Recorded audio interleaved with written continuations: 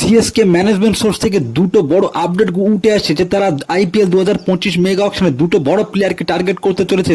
Report অনুযায়ী তারা রবিচন্দ্র আশ্বিনকে আর মোহাম্মদ শামি এই দুটো বড় ইন্ডিয়ান প্লেয়ারকে কিন্তু তারা টার্গেট করতে চলেছে। একটা হচ্ছে অলরাউন্ডার প্লেয়ার, এই রবিচন্দ্র আশ্বিনকে কিন্তু 100% কিন্তু রাজস্থান কিন্তু রিলিজ করতে চলেছে, কারণ রাজস্থানের স্কোয়াডে কিন্তু আরো বড় বড় প্লেয়ার আছে, তারা কিন্তু সেই সব প্লেয়ারকে কিন্তু রিটেন করতে চায়। তারা কিন্তু রবিচন্দ্র আশ্বিনকে কিন্তু 100% কিন্তু রিলিজ করতে চলেছে। আর এই সিএসকে কিন্তু 100% কিন্তু রবিচন্দ্র আশ্বিনের পিছনে কিন্তু অল আউট বিট করবে। যেটা রিপোর্ট আছে আর একটা প্লেয়ার যেটা হচ্ছে মোহাম্মদ শামি। আমরা কিন্তু জানি যে সিএসকে কিন্তু দীপক চার, শার্দুল ঠাকুরের সেভাবে কিন্তু বল করতে পারে, তার থেকে ইনজুরি প্রবলেম, ওই জন্য কিন্তু মোহাম্মদ শামির পিছনে কিন্তু 100% কিন্তু যেতে চলেছে।